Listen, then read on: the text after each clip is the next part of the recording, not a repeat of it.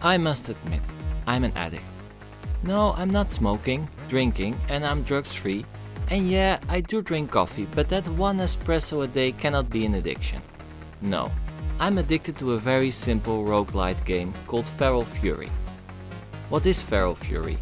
Well, as I said in the intro, it is a roguelite game. This means that there aren't many levels, and that every time that you die, you will start over at the beginning.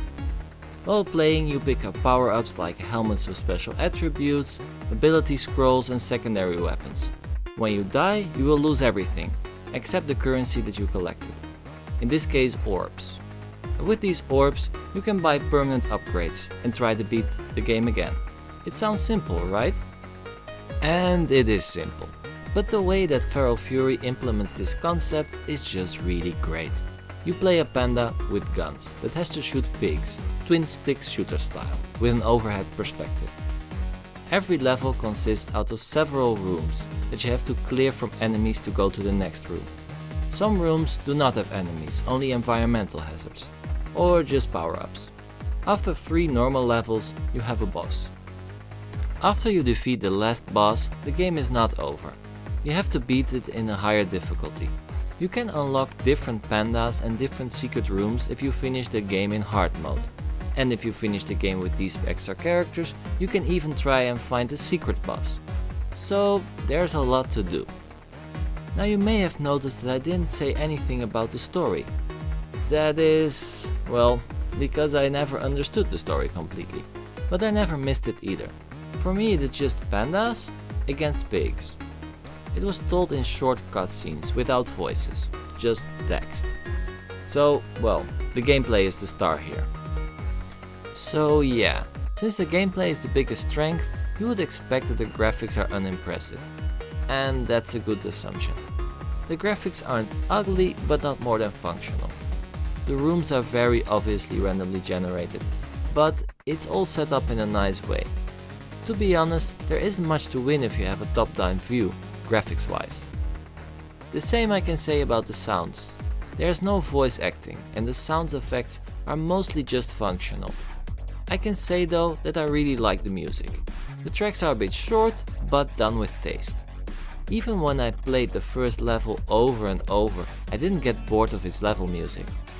I must point out though that even though I'm really enthusiastic about Feral Fury, the game has some major downfalls. Most of them have to do with the genre though. For example, you have to play the first level so often that at some point I got really bored with it. Especially because it takes some playthroughs before you get far, and the game doesn't look that great to begin with. Another factor is that these type of games are so based on luck. Sometimes you get power-ups that are great and other times they just suck.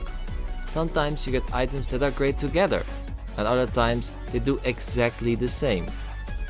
For example, the first time I defeated the last boss was when my panda found a helmet that increases damage when you find coins. That run I found a lot of coins and didn't spend them on any other power-ups, so I could one-shot almost all enemies. The next run though, I found a helmet that reveals hidden rooms. Quite good, right? But then I also found a normal power-up that reveals hidden rooms. Kind of useless. What doesn't help is that every power-up has a really short description that you can only see after you picked it up or traded it in. They all look different, but I had a hard time remembering the dozens of power-ups, even after all those runs. Sometimes I regretted picking up a certain power-up, because what I had before was just better, and you can't always switch back. This is annoying. On the other hand, this might be the reason that Feral Fury is so addictive. You just want to see what the next run brings. Check all the power-ups and check every room, because everything can be a secret. There's even a secret ending, and when you finally finish the game, you can try and finish it again with one of the unlocked characters, who usually have more firepower, but less health. Another thing I should point out is that I had a number of times that the game crashed on me and sent me back to dashboard. Usually this wasn't a big problem, because there's a pretty good autosave. But nevertheless, I lost a few great power-ups like this. Also, this is annoying. Maybe you're thinking, I heard this before. It all sounds a lot like Binding of Isaac. A randomly generated top-down twin-stick shooter with vague power-ups and several unlockable characters, secret endings. Even the quite simplistic graphics seem to be very Isaac. I must say though that I like Feral Fury much more. Even though Isaac has a much darker and deeper story, Feral Fury has more freedom.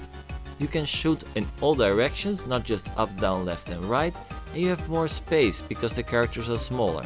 For me, this works way better. I really liked Feral Fury, and I still have to finish it with all the characters. It's the perfect game when you just want to play for 30 minutes. Just one run. And then another one, or two, or okay, one more. It's so addicting. So yeah, I cannot recommend this to anyone who's prone to addiction. It can be really dangerous. I really liked Feral Fury, and I still have to finish it with all the characters. It is the perfect game when you just want to play for 30 minutes. Just one run. And then another one, or two, or okay, no, one more. It's so addicting. So yeah, I cannot recommend this game to anyone who's prone to addiction. It can be dangerous. So this was my review of the highly addictive game Feral Fury. I hope you liked it. If you did, please like the video, subscribe to my channel, or maybe more important, show it to your friends and spread the word. Have a nice day, bye bye!